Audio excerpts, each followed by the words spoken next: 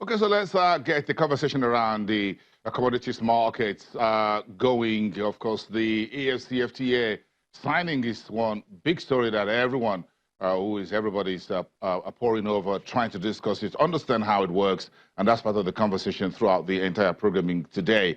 Bolanle Agbaje is a member of the research team at a financial derivatives company. Good morning. Good morning. Give us your top stories, big economic headlines from FDC. I know inflation for July is one story, but I'm sure you folks also have the AfCFTA in your crosshairs as to something we all need to focus on. Yeah, it's a new development. It's a shift towards what we actually know best within Nigeria. And also we've highlighted that 90% of tariffs will be removed according to the things that you have to do to enter a free trade area. We also have that all prices are down at the moment. They're currently trading at about $64 per barrel. We have that external reserves are up marginally to about $45 billion. Yeah, and also we have the fact that the exchange rate in the parallel market is stagnant or is stable at the moment, so which is good. Going back to the AfCFTA agreement, it's a new development. It's also something that whereas we have the fact that we've signed this agreement, we also have the fact that our country is still not, at that level where we can actually benefit significantly from that agreement. So I would have expected the government, prior to the time before signing, they should have, created time to actually develop the economy to make sure that we don't actually lose to other countries when it comes to, the benefits of a free trade area, like the way we have in other trade blocs. It's still a conversation. I think the jury is still out there as to whether we had enough time, whether we had a premonition, whether we knew that the AfCFTA was going to come. Yeah. And if there's any country on the continent that ought to know, it's definitely Nigeria. Yes. Because the key pillars of this AfCFTA, Nigeria is a key member of the African Union. Yeah. We have a foothold in Afreximbank, we have in the FDB, we have in the Trade Bank in Egypt. So we have an idea that somehow a continental free trade would have to come.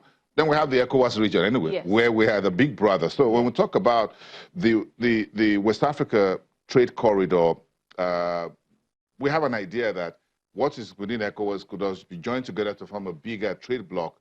So we ought to have been prepared, quote and unquote, one way or the other. Yeah, but it's we keep mentioning the fact that it's a necessary condition to create, especially when you're very close. You're in Africa. You're very close to some of these countries. So the synergies there would have led to a point where we should have created a free trade area a long time ago.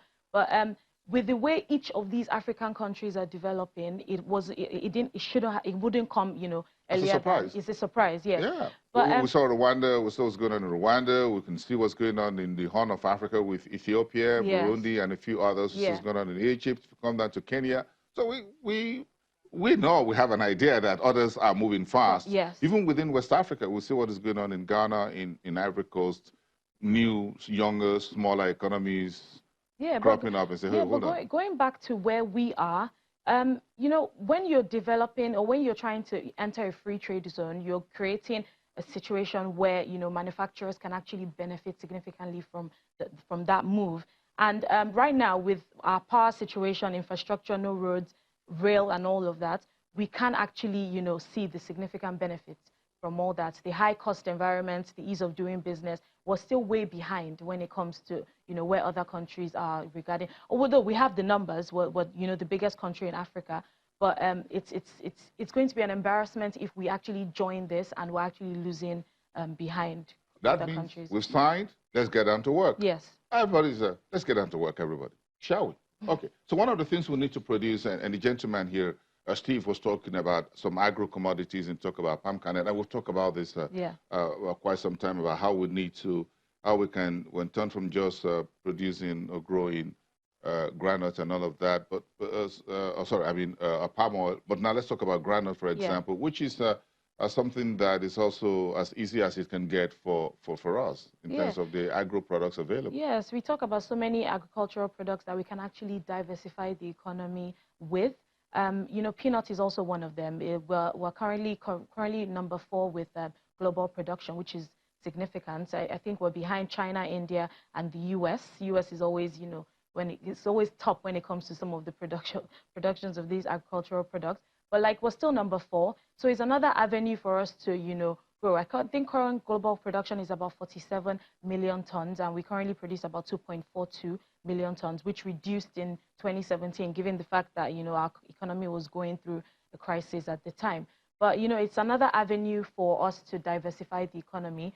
Groundnut is actually used in the production of so many things. We actually use it in the production of livestock feeds, which is important for the manufacturing sector, because, you know, you have the companies that, you know, produce this. You have flour mills, you have the subsidiary, which is Premier Feeds, which uses groundnut or boiled groundnut, actually baked groundnuts in the production of livestock feeds as a way these livestock can actually gain protein products. But regarding that, you know, we also have the fact that groundnut has high cholesterol levels, so a lot of people are usually switching from this particular product to other, you know, substitutes like soybeans.